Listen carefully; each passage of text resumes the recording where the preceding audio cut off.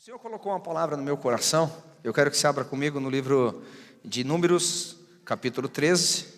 Eu não vou ler o texto inteiro, mas eu aconselho que você faça isso em casa, que você faça uma leitura um pouco mais profunda desse texto. O livro de Números, capítulo 13 e capítulo 14, ele traz um relato muito interessante para a história de Israel. E ele tem um paralelo extremamente importante para a vida do cristão. E eu quero chamar essa mensagem sobre cultivando um espírito diferente. Por que eu estou falando a respeito disso? Porque há dois personagens nesse texto, Josué e Caleb, que diante de todas as adversidades que eles enfrentaram, com todas as oposições que eles enfrentaram, eles realmente tiveram um espírito diferente diante do que vivenciaram. Bem, deixa eu explicar um pouquinho então sobre o que Deus colocou no meu coração. O livro de Números 13 e 14 está dentro de um contexto. Vocês se lembram que Deus havia falado para Abraão: sai da sua terra e da sua parentela, e eu tornarei você uma grande nação. Os seus filhos serão maiores, mais numerosos do que as estrelas dos céus, e mais numerosos do que a areia da praia do mar. Amém? Depois Abraão infelizmente pecou, e uma das coisas interessantes na Bíblia é que Deus não tem nenhum problema de mostrar os erros e os fracassos dos seus heróis. Deus humaniza os seus heróis, para que a glória fique realmente com Deus, não para aqueles que escreveram a história junto com Deus. E Abraão errou de uma forma significativa, e Deus falou: por causa disso, a sua nação, os seus descendentes vão ficar presos, escravizados por 400 anos. Aí, por causa do erro de Moisés, esses 400 anos somaram mais 40 anos, e aí então somaram 430 anos de escravidão.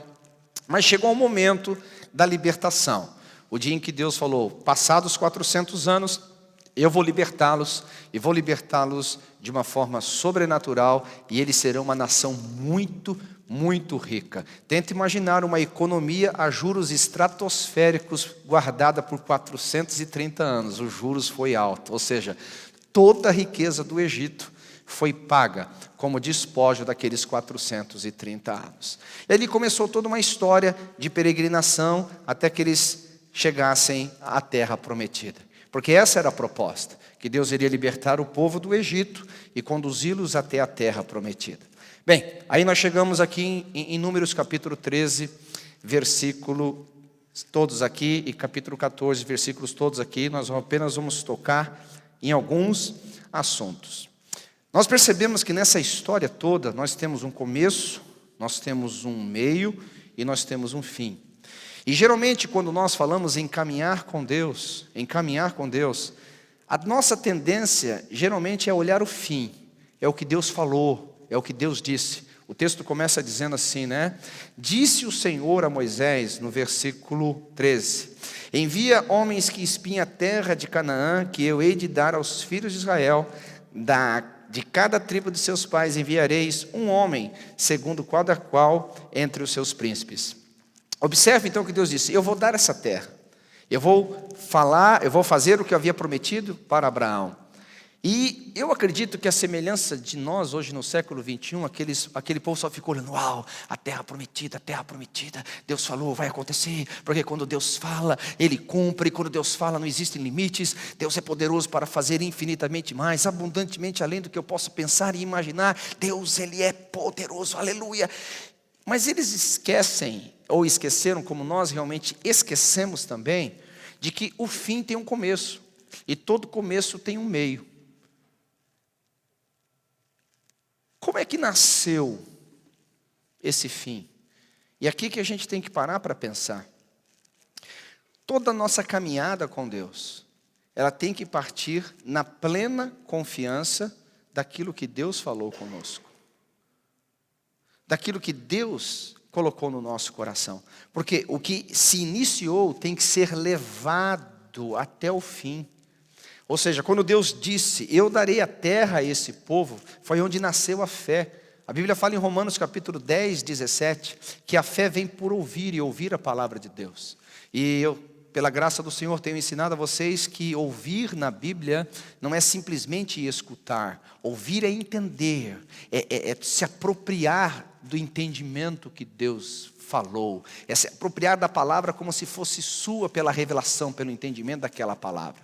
E você vai observar de que a forma como eles começaram não foi a forma que eles terminaram.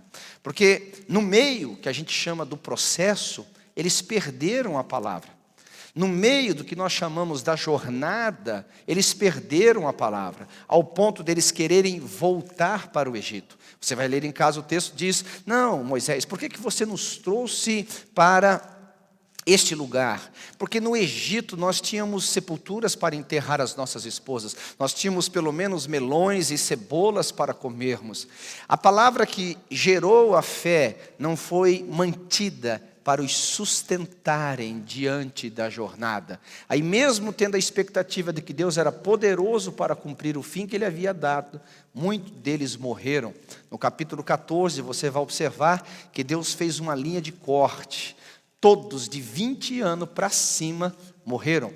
Todos de 20 anos para cima não puderam entrar na terra prometida, simplesmente porque não guardaram a palavra. Bem, essa é a explicação básica desse texto.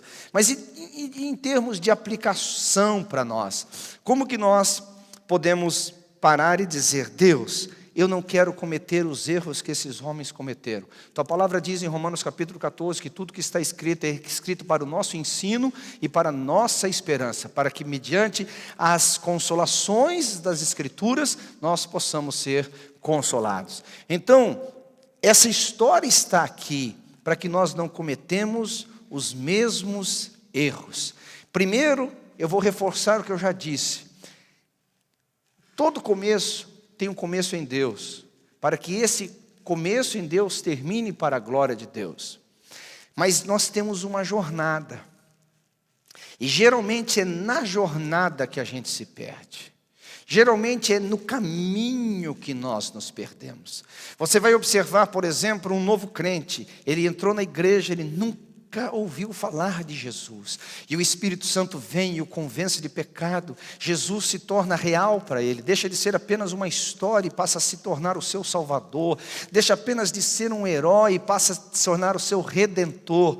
E ali ele recebe promessas eternas. Ele começa a ter uma expectativa de futuro. Uma delas é que ele vai morar no céu, vai morar junto com o Pai, junto com os irmãos, aleluia. Mas vai iniciando a sua caminhada, e no meio da jornada, por algumas razões, por alguns problemas, parece aquela mesma palavra que o alimentou no começo, já não é mais suficiente para sustentá-lo na jornada.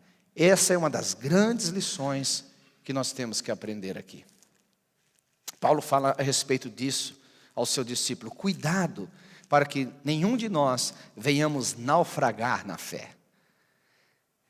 Então nós temos que parar para pensar sobre isso, de que não é porque Deus falou que literalmente vai acontecer. Pastor, você está louco, você tem que ler mais a Bíblia, porque Isaías diz que a palavra do Senhor não voltará para ele vazia, assim como ele vem dos céus a chuva e a neve, rega a terra e produz o para qual foi enviada, assim a palavra do Senhor cumprirá o seu propósito, não voltará para ele vazia. Ah, muito bem, é isso.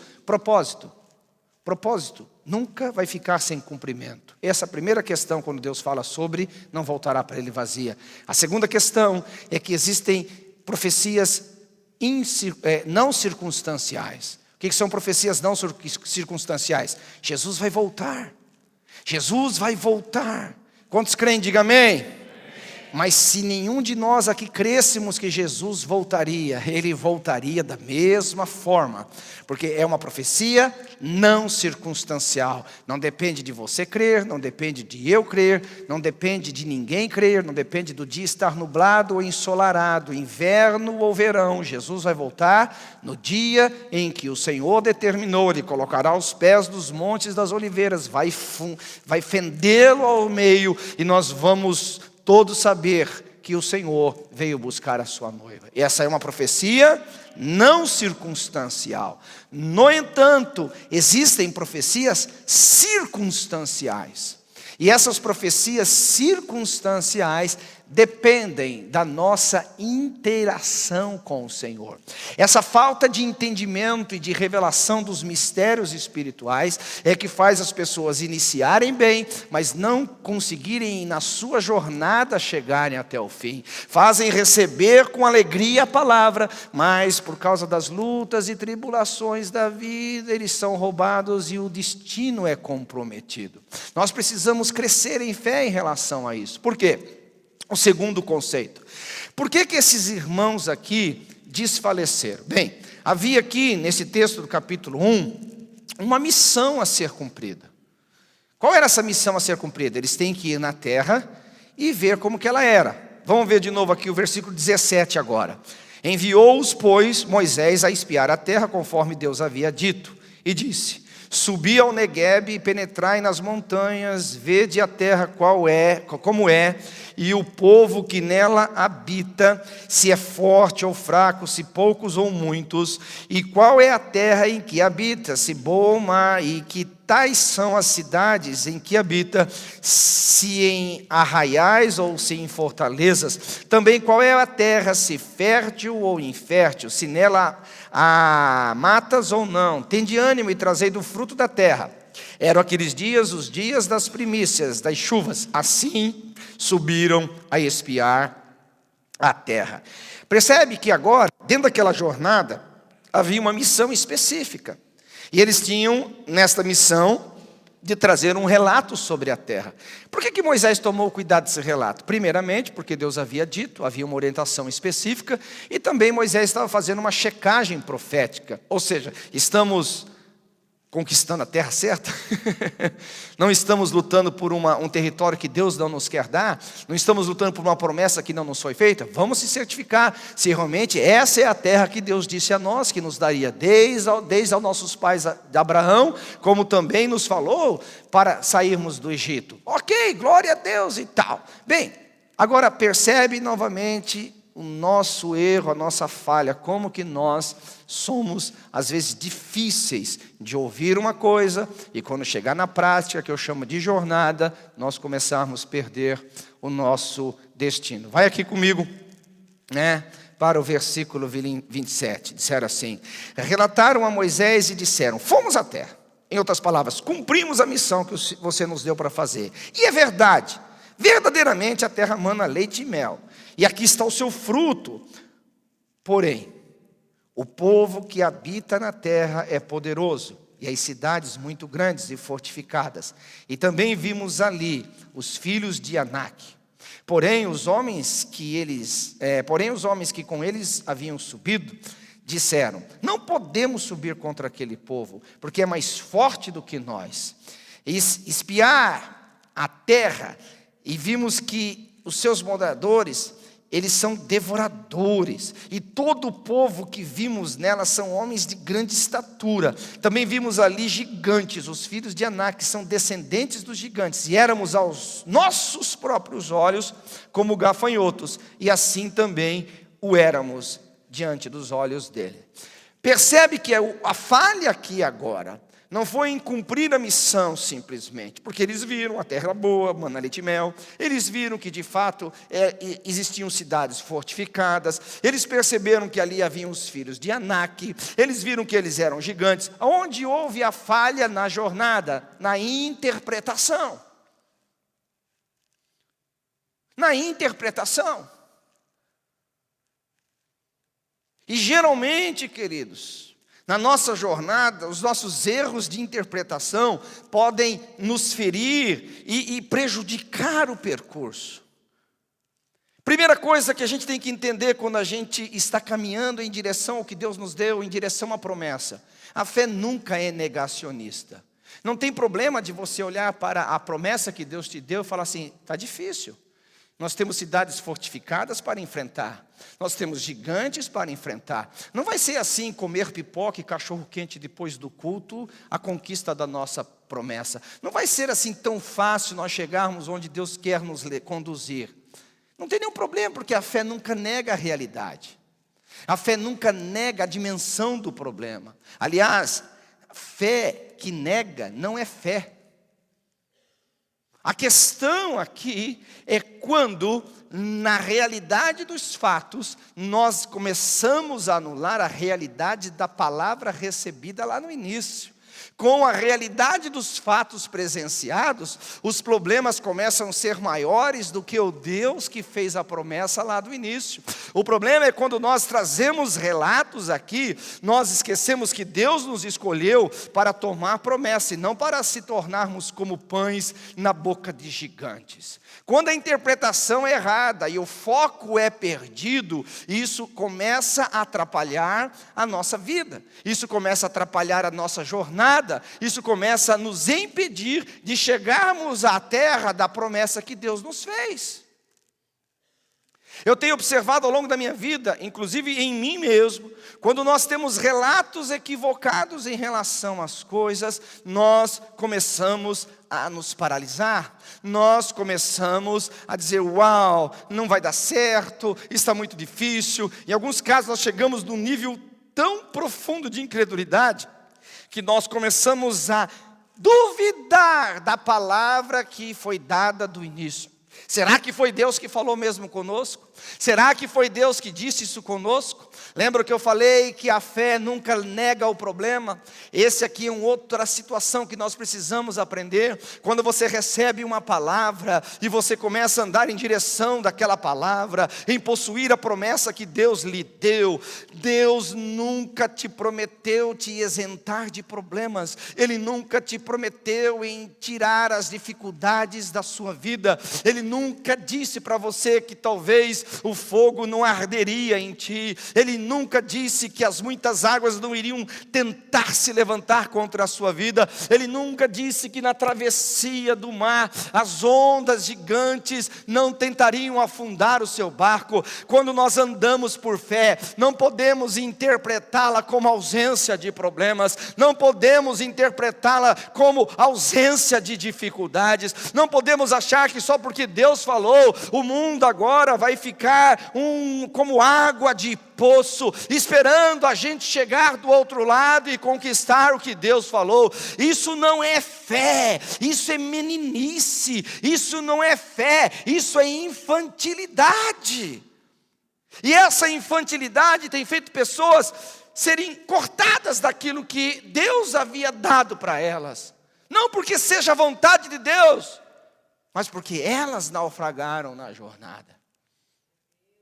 Eu tenho visto muitas pessoas desistirem por causa do problema. Eu tenho visto muitas pessoas desistirem por causa das dificuldades. Eu tenho visto muitas pessoas olharem os gigantes e acharem que por causa que eles são grandes, eles são maiores do que Deus, mais poderosos do que a palavra do Senhor. Esse texto está dizendo para nós, não é o caminho certo a pegar. Esse não é o caminho para que você trilhe por ele, não é o espírito que tem que estar dentro de você.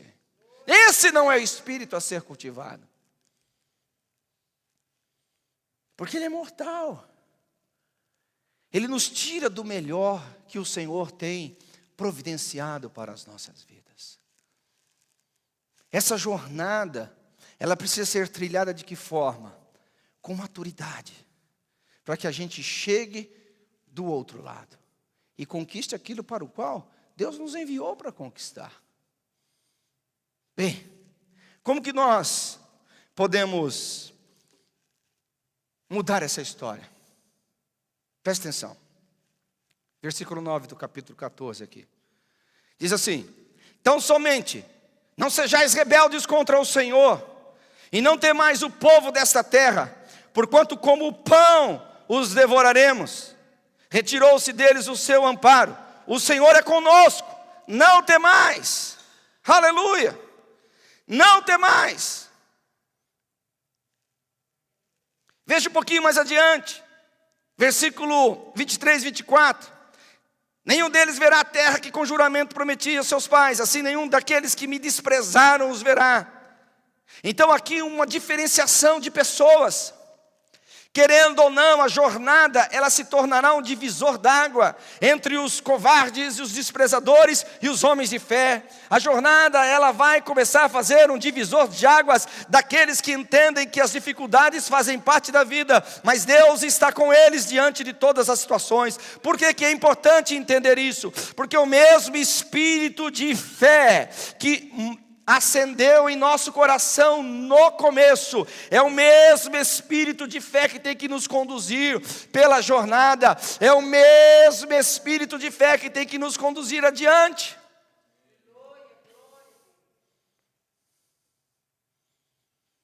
Havia um espírito diferente em Josué e Calebe, que não havia naquele povo. E a minha pergunta é aqui, o começo da transformação.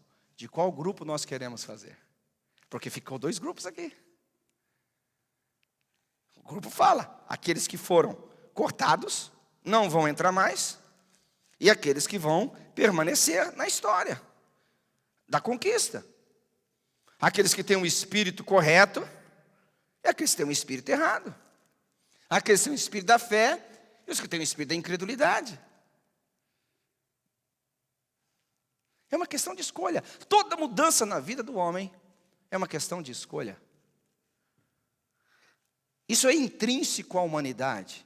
Isso faz parte da nossa existencialidade. Quando Deus criou Adão e Eva, Ele disse, olha, aqui está o paraíso. Vocês podem comer de tudo livremente. Apenas da árvore que produz o conhecimento do bem e do mal, dela não comerás, porque o dia em que comerdes, certamente morrerás. Dando aula no seminário, um dia a pessoa falou assim, pastor, Deus não foi assim, equivocado em colocar aquela árvore lá? Eu falei assim, por quê? Mas se ele não tivesse colocado lá, tivesse colocado do lado de fora, eu falei assim, posso falar uma coisa? Adão e Eva teriam pulado a cerca para comer o negócio. Mas pastor, então por que ele nem fez essa árvore existir? Eu falei, sabe por quê? Porque isso revela a natureza de Deus. Deus nos criou com liberdade de escolha. Então aquilo que somos ou deixamos de ser, aquilo que vivemos ou deixamos de viver, aquilo que vamos conquistar ou deixar de conquistar, muito também depende da forma como nós lidamos com a palavra recebida. Muito também tem que ver como nós recebemos, mantemos e nos conduzimos até que essa palavra se cumpra nas nossas vidas. É uma questão de decisão. E uma pergunta pessoal a gente tem que fazer.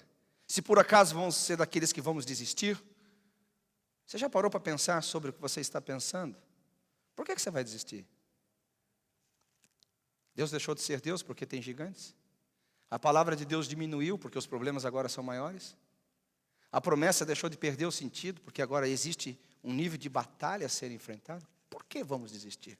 Você tem que fazer essa pergunta. Você não pode apenas desistir porque você quer desistir, porque resolveu desistir e não quer mais lutar. Não, você tem que dar uma resposta para você, porque um dia vão te perguntar, por que você voltou atrás? Por que você desistiu do que Deus falou? Por que você não lutou mais um pouquinho? Agora, se você é daqueles que vão ficar e vão permanecer, você também tem que entender o porquê que aqueles homens permaneceram. E aqui entra uma coisa que serve para os 2 grupos. Toda mudança que a gente quer na nossa vida, presta atenção nisso, isso vai mudar a sua vida. Toda mudança que nós queremos em nossas vidas, parte da forma como nós pensamos. Parte da forma como nós fazemos a interpretação da história. Faz como nós fazemos a interpretação da nossa caminhada. Por que nós temos que entender isso? Você nunca muda comportamento sem mudar o quê? Pensamento. O que é o espírito da fé? O espírito da fé, ela entra em você e muda a sua perspectiva de dentro para fora. Isso é o espírito da fé. Você já não vê mais na sua própria força. Você não vê só nas suas próprias habilidades. Você já não enxerga a vida mais nos seus próprios recursos. Você não olha agora você fazendo porque você tem que fazer. Você não vai lutar agora só porque você tem que lutar. Há uma promessa, algo que é maior do que você, algo que vale a pena você gastar a sua vida, algo que vale a pena você orar, gemer, jejuar e dizer, eu sei que vale a pena aquela terra. Esse é o espírito da fé. Agora o contrário também é verdade. Olha o que o texto diz aqui. Volte lá um pouquinho de um texto atrás. Olha só que interessante. Olha aqui. A terra pelo que passamos, versículo 32, do capítulo 13, é terra que devora os seus moradores, e todo o povo que vimos nela são homens de grande estatura. Também vimos ali gigantes, os filhos de Anak, são descendentes de gigantes, e éramos aos nossos próprios olhos como gafanhotos, e assim também o éramos aos seus próprios olhos. Eu quero falar aqui 2, 3 análises assim. Primeiramente, havia internet naquela época, havia mídia social, mídia naquela época. Quem foi informante? Jornal Nacional? Quem é que passou essa informação para aqueles caras que estavam 430 anos? De onde que eles tiraram isso daqui? Ei, de onde eles leram? Eles tinham informações tão precisas a respeito desse povo. Segundo, qual foi o dia que eles viram, dos 430 anos de escravidão, aquele gigante comendo alguém, matando alguém, destruindo alguém? Terceiro, eles conversaram com algum gigante? Não, não conversaram, sabe por quê? Porque eles eram espias. Se fosse verdade tudo isso, eles não tinham voltado. Ei, quando a gente põe a cachola para pensar, a gente realmente lembra que tem cérebro às vezes. Estou falando de mim, não é de vocês não, irmãos. Porque às vezes eu me lembro da minha avó falando: ei, Marcelo, cabeça não é só para segurar as 2 orelhas, não. E orelha não é só para segurar óculos. Eu falei assim: vó, o que você está querendo dizer? Orelha não é só para segurar óculos, é para você escutar, rapaz. Escuta e faz a sua mente processar. É isso que eu falei: entendi, grande mistério. A questão é simples. Esses camaradas, com certeza, poderiam até ter alguma informação, mas muito disso daqui era fruto dos medos interiores deles. Eles não conversaram com os gigantes para que os gigantes dessem informação. Vocês para nós somos gafanhotos, tenho certeza. Pastor, como você pode dizer? Não, é uma inferência, mas possivelmente não tem como fugir disso. A maioria das pessoas deixam de viver o melhor por causa dos seus medos. Medo gera insegurança. Insegurança faz você perder a força. Lembre de uma coisa: não existe medo de coisa boa. Se aparecer uma borboleta e uma cobra-rei aqui, uma jararaca, você vai ter medo de quem? Jararaca. Se aparece aqui um coelhinho bem mansinho e um escorpião, você vai ter medo de quem? Escorpião. A gente nunca tem medo de coisa boa, irmão. Por que você então vai validar a coisa ruim e não a boa? Geralmente a gente valida o ruim por causa dos nossos próprios medos. E o que acontece quando você começa a validar os seus próprios medos? Deus está querendo te conduzir para algo muito maior. Deus está querendo te tirar da sua mediocridade, da sua escravidão. Deus está querendo tirar você do seu mundinho pequeno e te levar para algo maior, grande. Mas você está morrendo na jornada, você está morrendo na caminhada, porque você está dando uma resposta para os seus medos. Você está dando uma resposta para aquilo que está dentro de você te matando. Está perdendo o espírito de fé para isso. E o que acontece quando a gente começa a dar resposta ao medo? Depois vocês vão lá em casa, eu não quero ler porque é muito longo o texto. Eles começaram o quê? A profanar a terra. A gente começa a liberar a palavra. A gente começa, os pensamentos, eles não conseguem ficar guardados muito tempo como pensamentos. Porque a gente pensa que o pensamento, né, ele não é pecaminoso. Só é pecaminoso falar, não. O pecado de falar é porque ele contamina os outros, mas o pecado de pensar contamina você. Você tem uma língua aí dentro, chamado cérebro, que está contaminando a sua fé, está contaminando a sua visão de mundo, está contaminando a sua promessa, está profanando aquilo que Deus está querendo te levar, meu irmão. Está profanando aquilo, eles começaram a profanar a terra. Por isso que Deus cortou os caras. Falou: não pode profanar. E muitos de nós, irmãos, começamos nessa caminhada. Então, onde que você muda isso daqui? Não adianta mudar comportamento, o comportamento não muda. O que muda são pensamentos. Se você está infeliz com o seu comportamento, não adianta você brigar com o seu comportamento. Você tem que brigar com os seus pensamentos. Porque a fonte está lá. Eles estavam se comportando dessa forma porque eles pensavam assim. Eles estavam falando daquela forma porque eles pensavam assim. Eles estavam indo por aquele caminho porque aquele caminho já estava dentro deles. Então na jornada, o que a gente tem aprendido da parte do Senhor? É que nós vamos ter que mudar a nossa mentalidade de escravo para uma mentalidade de conquistador. Não tem nada de errado começar uma jornada aqui com a mentalidade de escravo. Afinal de contas, gente, foram 430 anos de escravidão. Afinal de contas, foram 430 anos de sofrimentos. Você não pode querer uma mudança da noite para o dia. Agora, o problema é que depois de uma temporada na jornada, você ainda cultivar a mentalidade equivocada de escravo, não. Não pode, isso faz mal para você. Isso está roubando o melhor de Deus na sua vida. Ao longo da minha vida, e eu louvo ao Senhor quando o Espírito Santo revelou isso para mim. O Senhor me perguntou: Marcelo, para quem que você está dando uma resposta, Marcelo? Veja, as suas ações estão dando uma resposta para quem e para o quê? As suas ações estão dando uma resposta para quem e para o quê? E se esses caras aqui parassem para pensar um pouco, vem comigo, se eles parassem para pensar um pouquinho, esses lá tem gigantes, eles estavam dando uma resposta verdadeira ou falsa? Quem acha que é verdadeira, diga amém. Amém, tinha gigante. Tudo bem. Agora, quando eles falaram aqui, esses gigantes são os nossos devoradores, nós nos vemos como gafanhoto diante deles, e nós também somos vistos por eles como gafanhotos. Eles estavam dando a resposta para quem? De fé ou de incredulidade? De medo ou de coragem?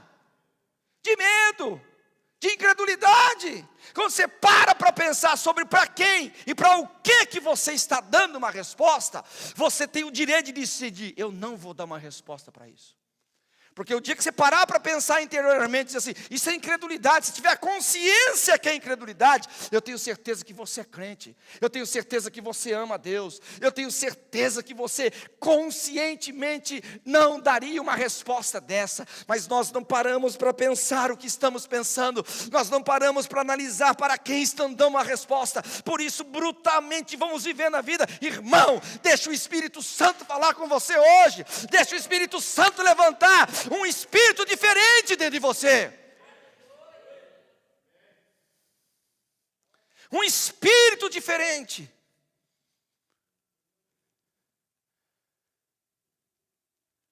Você muda comportamentos quando você muda pensamentos. Você muda sentimentos quando você muda pensamentos. E assim como eu, que nunca na minha vida tinha parado para pensar sobre o que eu estava pensando, muitos de nós não fazemos isso. E aí você vai entendendo os contextos bíblicos, se diz: transformai-vos, pois, pela renovação do vosso entendimento, Romanos 12, para que experimenteis. Há uma condicional isso. Se você quer experimentar Deus, você tem a condicional de transformar a mente. Por isso que Paulo diz em 2 Coríntios capítulo 10, tomando cativo todo pensamento em obediência a Cristo. Pastor, mas eu não tenho controle sobre o meu pensamento. Eu também não tenho muitas vezes. Eu já pensei cada loucura, mas não foi por isso que eu achei que eu estava louco. Eu já pensei cada bobagem, mas daí eu parei pensar, não fui eu que pensei isso, passou na minha cabeça, eu simplesmente não validei. Vamos lá, quem tem coragem de ser um pouquinho corajoso como eu aqui? Quem já pensou umas doiduras na vida? Não vou internar você no manicômio, fica tranquilo. Todo mundo. Quem já pensou que não queria pensar? Levanta a mão aqui. Vamos lá, irmão, vamos lá, os mentirosos não entram no reino dos céus não, vamos lá. Na oração, você estava orando. Aquele tempo gostoso com Deus. Depois vem aquele pensamento mais doido que acaba a oração. Você não tem mais nem coragem de orar. Quem já passou por isso aqui? Vamos lá, irmão. Eu sei que já estou revelando. Eu vou revelar você, vou descer aí. Estou brincando. Todo mundo passa. Aí a questão que é validar. Você não tem que lutar com um pensamento que você não planejou, que você não está pensando, que você não quer. Sempre fala assim, cara, eu não vou validar isso. Isso não é meu, eu não quero, eu não desejo. Aleluia, segue a jornada, glória a Deus, aleluia, segue a jornada, glória a Deus. Alguém está comigo aqui ou não? Glória a Deus, segue a jornada. Agora, quando o pensamento começa a ficar cativo, aí o que você faz?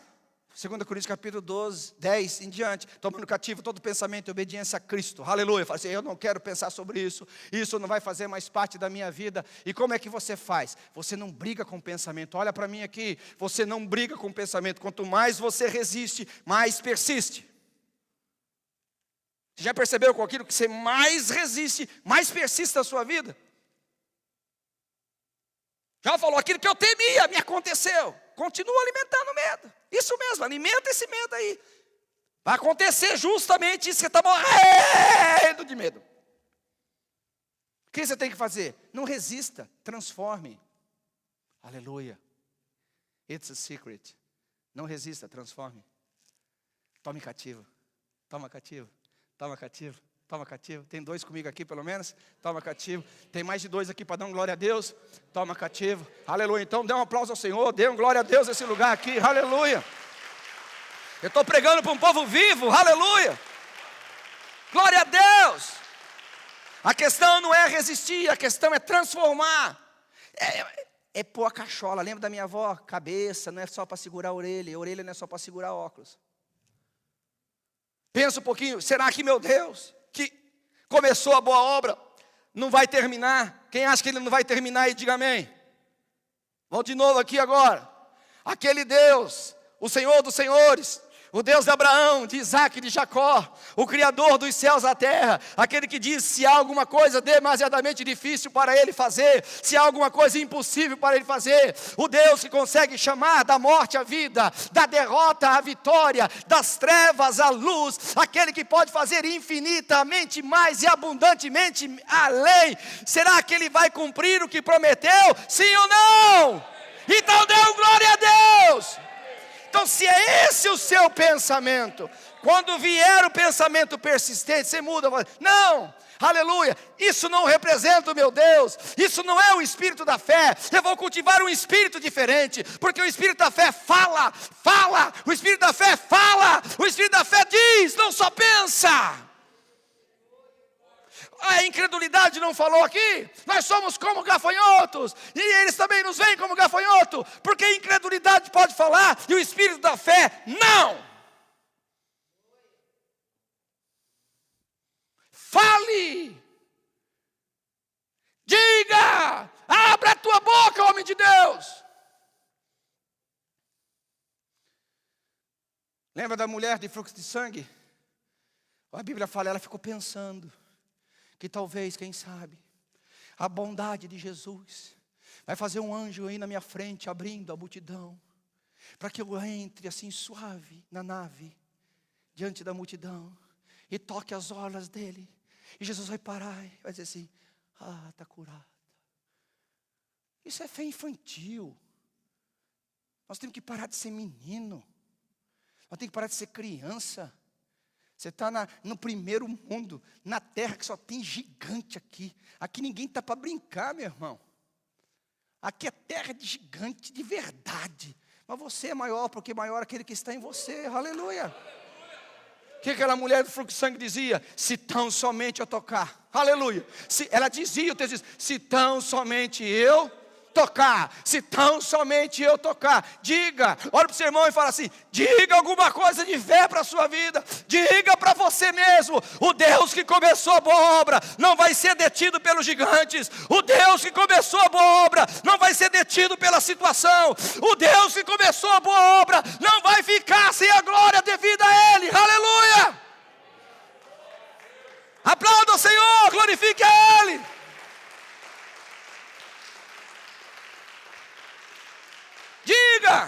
Diga para você mesmo. A Bíblia fala, eu criei, por isso falei. Pastor, eu não creio nesse pensamento positivo. Com esse tipo de frase, você está dizendo que você não crê em Deus. Porque Deus disse, que Ele disse, e depois que Ele disse, que Ele disse, o que Ele disse, criou a terra. Entendeu? É brincadeira ou não? Você não pode crer no sol. O sol foi criado pela palavra. Você não pode crer na lua, a lua foi criada pela palavra. Você não pode crer no universo, o universo foi criado pela palavra. Ele fala que todas as coisas foram criadas pela palavra. O existente veio a existir do inexistente. Isso é entendido por Fé, espírito de fé. Aleluia. Glória a Deus. Tem alguém comigo aqui ou não? Esse é o espírito diferente. Vem aqui comigo. Agora você não precisa se expressar não, só pense, tá? Você já percebeu quando o espírito de depressão entra?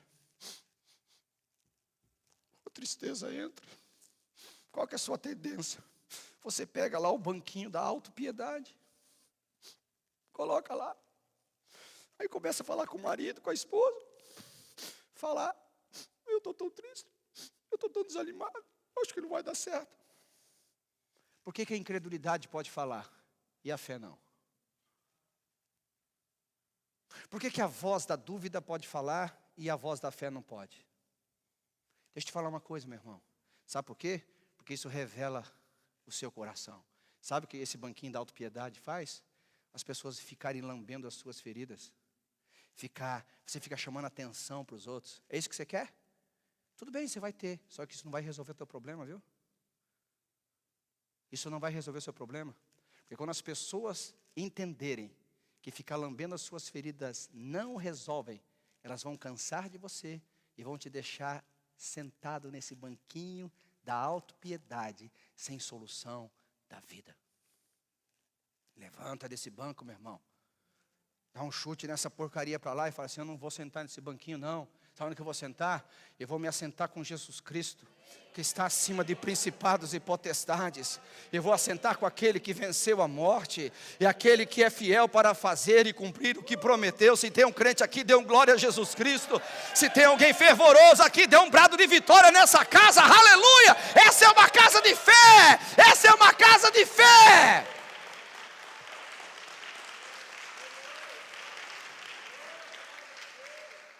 Esse é o espírito diferente. Glória a Deus. Agora, deixa eu começar a terminar a introdução. Comecei, não estou brincando. Vamos lá. O que mais a gente aprende com esse texto aqui? É de que o espírito da fé, ele sempre trabalha em cima da obra consumada. Você simplesmente acha que Deus vai construindo a história? Conforme você vai crescendo de fé, aí Deus vai, agora ele tem mais fé, deixa eu escrever um mundo maior para ele, agora ele tem mais fé, deixa eu ampliar os... Não, irmão, Deus trabalha na obra consumada. Quando ele falou aqui, ele não falou daqui, escute, ele já falou lá da eternidade. Não tem tempo para Deus, o tempo e espaço não existe para Deus, só existe para nós. Deus, quando falou aqui da terra prometida, ele já estava lá vendo o povo desfrutando dessa terra. Ele só adiantou o futuro para o seu presente, para aumentar a tua fé. Em outras palavras, se você pudesse entender dessa forma, como se Deus já estivesse aqui vendo a promessa realizada. Deus está dizendo assim, Marcelo, Paulo, Juliana, estou falando deles que são os meus amigos, né? Porque eu posso falar deles aqui. Ei, eu já estou vendo vocês aqui no futuro. Eu já estou vendo vocês numa terra que emana leite e mel. Eu já estou vendo vocês a nação mais poderosa desta terra. Já estou vendo vocês cavando os poços de petróleo. Já estou vendo vocês construindo as maiores e mais poderosas indústrias. Alguém está aqui comigo, pode dar um glória a Deus. Não é a questão de possibilidade, é uma questão de certeza. Certeza. Certeza. Esse é o espírito da fé. Agora é fato que no começo da jornada, a gente não está preparado para ir lá de uma vez. Porque senão não seria uma jornada, seria um jump. É a jornada, é passo a passo. Degrau de glória em degrau de glória. Você não vai ter a fé que você tem hoje, igual a fé que você teve ontem. Já foram muitos dias de caminhada. Tem que crescer. Então o que a gente aprende também com essa história? Principalmente aquele grupo de 20 anos para baixo. Por que o grupo de 20 anos para baixo, alguém sabe entender aqui? Deixa eu te explicar. O grupo de 20 anos para baixo foram os que não nasceram escravos. Eles não tinham a mente escravos.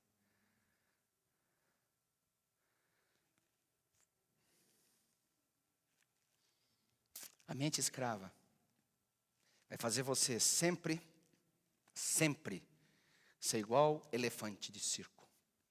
Alguém já foi ver elefante de circo um dia na vida aqui? Eu já fui.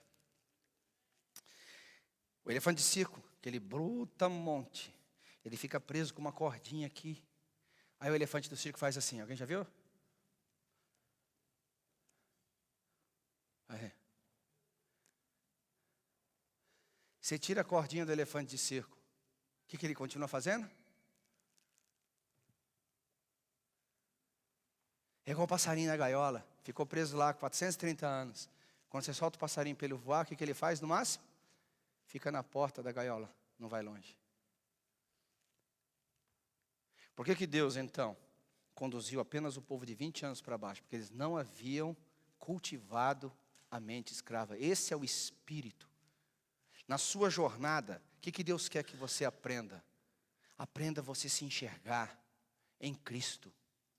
Aprenda você se transformar em Cristo.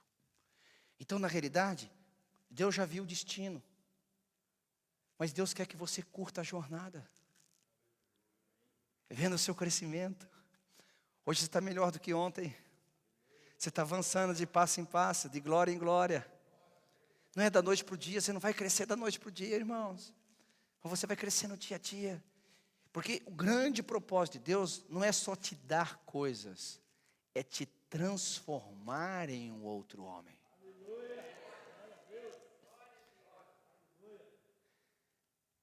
É te transformar numa nova pessoa. É fazer você realmente ser mais parecido com Jesus Cristo. É você realmente amadurecer na fé, amadurecer na adoração, amadurecer na rendição, aprender a viver por um propósito. A jornada, se não mais importante, é tão importante quanto o destino. Se o objetivo de Deus, se o objetivo de Jesus fosse só te levar para o céu, seria mais fácil o selo da redenção ser a morte. Aceitou Jesus, morre e vai para o céu, aleluia. Não seria mais fácil assim? Por que Jesus nos deixa aqui ainda nessa peregrinação? Para a gente provar a nossa fé, que é mais valiosa do que o ouro e a prata, que uma vez provada tem muito galardão, para que você aqui, mediante essa caminhada, essa jornada, possa chegar no seu destino mais parecido com Jesus. Esse é um outro grande problema que pessoas que não têm um espírito diferente não têm. É que depois de muitos anos de jornada, você olha para eles e não consegue ainda ver Jesus neles. Nos pensamentos, nas palavras, nas ações, foi o que aconteceu. Não consegue ver. Eles já não são mais parecidos como Jesus. Eles não. Mas talvez você vê pessoas ávidas só para conquistar na vida, ávidas só para terem coisas na vida. Não. É diminuir tanto o seu valor. É diminuir tanto o propósito de Deus, pensar que o Senhor está preocupado só em te dar coisas. O maior objetivo do processo é te transformar, é mudar você, pegar você de dentro para fora. Então o que a gente faz com isso? Olha aqui para mim, olha para os meus olhos. Você vai ler que quando Josué e Caleb se levantaram com um espírito diferente, a Bíblia fala que todos que estavam ali tentaram o quê? Apedrejar. Mas a Bíblia fala que a glória ascendeu sobre quem? Os incrédulos ou sobre os crentes? Os crentes, Josué e Caleb. Aprenda. Não ter medo dos seus medos. Aprenda. Não ter medo da descoberta das suas falhas. Não tenha medo de descobrir que nessa jornada, as pressões da vida, as dificuldades, que na sua própria essência, na sua própria natureza, elas trazem o que estão mais escondido dentro de nós para fora. Não tenha medo de enfrentar isso. Converse, fale, diga, mas não seja vencido por ele. Seja transformado pelo poder de Deus. Seja transformado pela graça que está à sua disposição, pela glória de Deus que está à sua disposição. É isso que Deus quer que a gente aprenda hoje. O espírito diferente não é só uma postura. O espírito diferente é uma postura constante, uma postura progressiva, uma postura em que você não se ilude mais, mas você sabe da realidade da vida, mas nunca esquece da realidade do seu Deus. Irmãos, eu sei que esse tipo de palavra pega para todo mundo, inclusive para mim que estou pregando. Eu não estou isento dessa verdade. Todos nós temos que nos render a isso e deixar que Deus trabalhe profundamente em nosso coração. Eu quero que Deus crie em mim um espírito diferente. Eu quero em mim que o Senhor crie em mim um espírito reto, um coração quebrantado. Eu quero acordar todas as manhãs e me olhar no espelho e dizer, na jornada que estou indo, caminhando nela, eu acordo todo dia um pouquinho mais parecido com Jesus. E quando eu olhar para a minha caminhada, eu não vejo que eu estou perdendo forças, mas eu estou me tornando em Jesus mais forte. Quando eu olho para a caminhada, eu percebo que eu não estou virando um cético, um crítico, mas eu estou me tornando um adorador ainda mais profundo, aleluia. Quando eu estou na minha caminhada, na minha jornada, eu olho para mim e eu falo, uau, eu tenho ainda muito mais sede de conquistar, mas eu comecei a jornada pensando que eu ia conquistar para mim, agora eu estou maduro, eu vou conquistar para Deus ser glorificado, para o Senhor ser honrado, para que a obra avance através da minha vida. Esse é o poder da jornada. Que você possa se levantar essa noite, você que está em casa possa dizer, Deus, obrigado por isso. Obrigado por isso. Se levante aí do seu lugar, você que está em casa, você que está aqui comigo. Fique em pé, eu não sei qual a parte mais forte dessa mensagem no seu coração. Talvez pode ter sido a mensagem inteira, talvez um ponto específico, eu não sei. Mas eu garanto que nenhum de nós aqui, nenhum de nós, estamos fora do alcance dessa palavra. Eu gostaria tanto que você se derramasse. Se for necessário chorar, chore. Se for necessário gritar, grite. Se for necessário dizer, Deus, obrigado, porque eu precisava ter essa confirmação de que eu estou com o Espírito certo, e dar salto de alegrias, dê. Se for a hora de você dizer, obrigado, Deus, em alta voz, dê. Eu não quero criar aqui estereótipo de como você vai fazer isso, mas por favor, por amor a Jesus, por amor a você, não fique indiferente ao que Jesus falou hoje. E por amor à sua própria alma, não fique indiferente ao que o Espírito falou hoje. Se levante, se una aos homens com espírito diferente, se una ao grupo que vai ficar vivo, não ao grupo que vai morrer, se una ao grupo que vai chegar lá, não ao grupo que vai morrer no percurso. Esta é uma noite de divisor d'água para mim e para você, aleluia. Você pode fechar os seus olhos e levantar as suas mãos enquanto nós ministramos ao Senhor aqui, aleluia.